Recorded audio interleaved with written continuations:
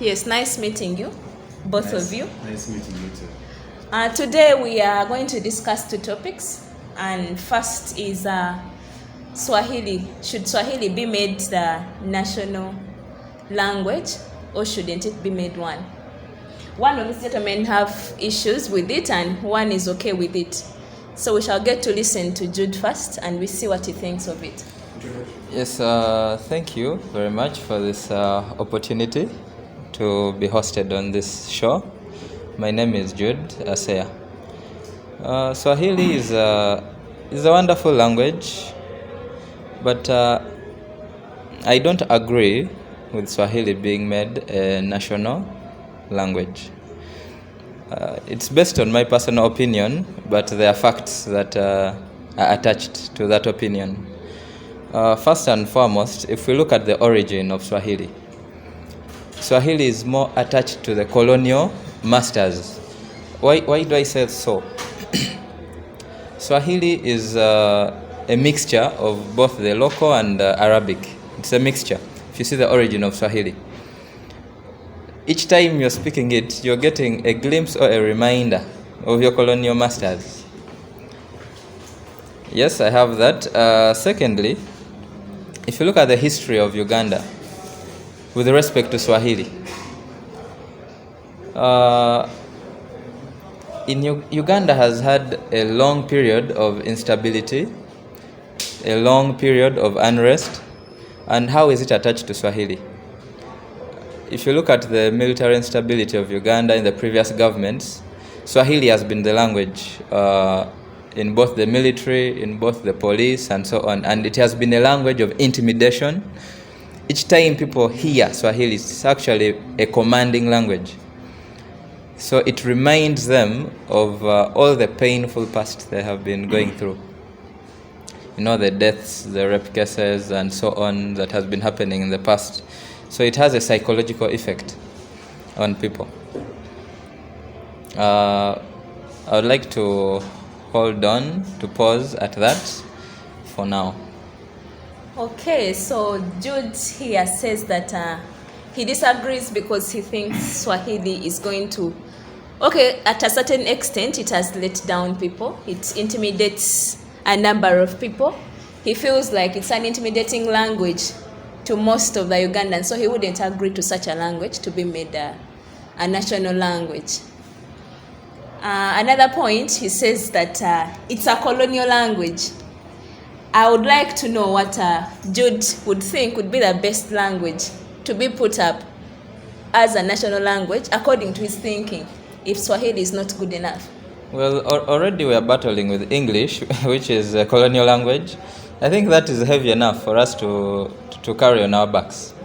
So why do we need to add another burden on top of a language which is already a burden? Because learning Swahili is more of an oppression. We already have local languages that are domestic to Uganda.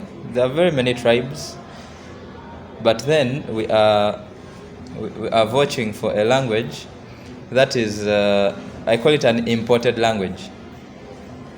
It's more of a burden. Already we are suffering with English. So adding Swahili on top of that burden is pretty hectic.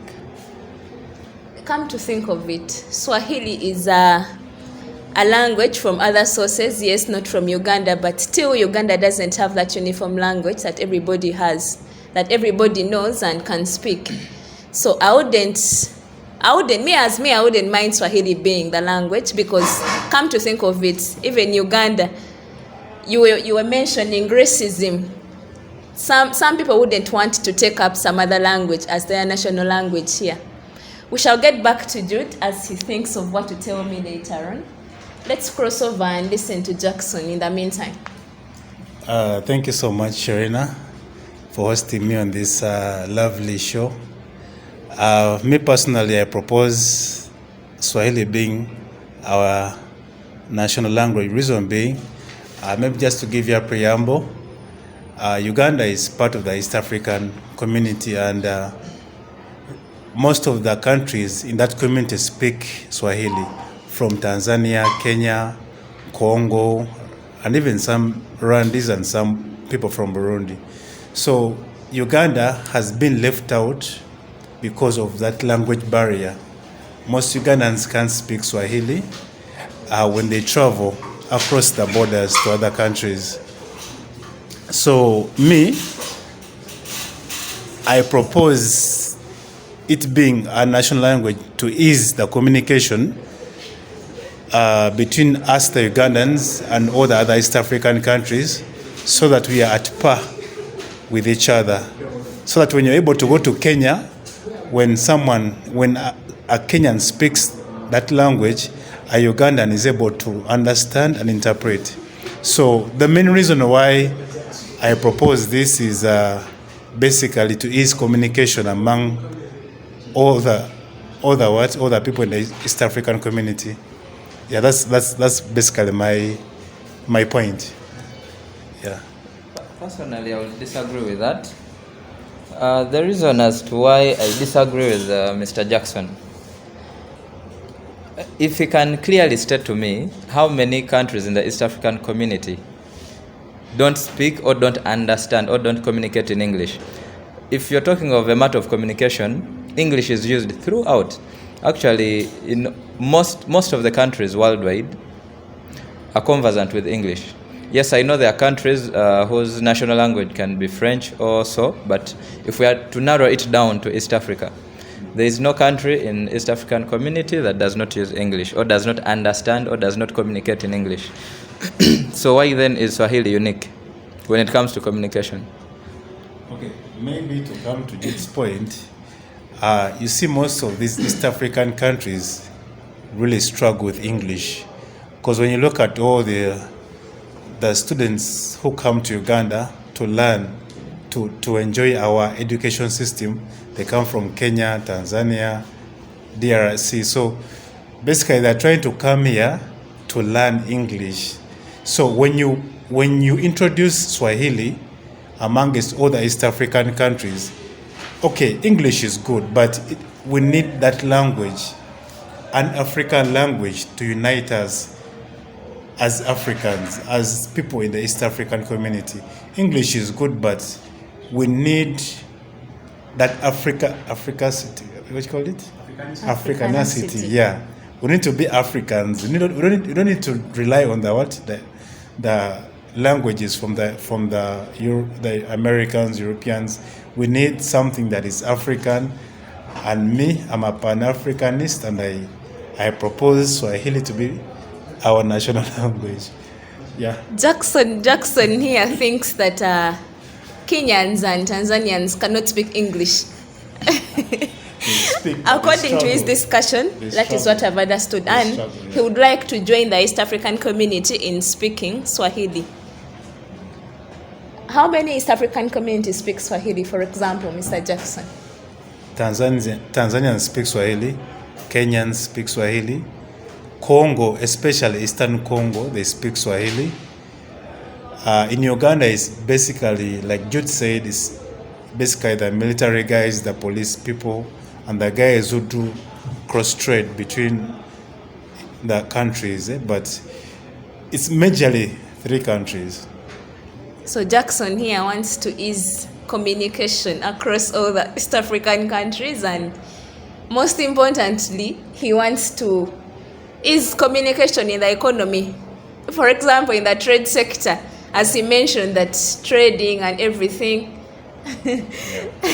I would like to know what Jude thinks over that. Now, it's very interesting what he's talking about. But I would like to tell you clearly, for the last 200 years, people have been trading in East Africa. And I don't think they have been using Swahili. But I've been seeing the economy getting better and much better. I don't think they needed Swahili to carry out the trade. So personally, to me, it is still relevant. But to another extent, I feel it's still a burden, because currently Uganda's education system is weighed down. We study a lot of irrelevant things. Adding Swahili on top of the irrelevant things becomes a burden to a student.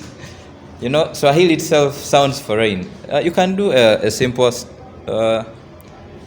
statistic or check. There are very few people, adults, who even understand Swahili. And these are people who have lived for a very long time, 50 years plus. They have a hard time understanding Swahili. So adding that to the education system, because it will be a must. If it becomes a national language, they'll have to teach it in schools. Yes. It will become a burden to the student. Already there are, I don't know how many compulsory subjects, 8 or something. When you add Swahili on top of that, now Swahili is another confusing language. It becomes a burden to the student. He's hustling with physics, chemistry, history, geography, or whatever it is, literature, and you add Swahili on top of that. So the kid becomes weighed down, actually. Basically, Mr. Jude here does not agree to it at all. He still insists that Swahili should not be. We should still maintain English. And Jackson suggests that we should move to Swahili and drop English until further notice. Anyways, we shall get back to you with other people and other views from different people. Thank you very much. Summit Which remains the channel.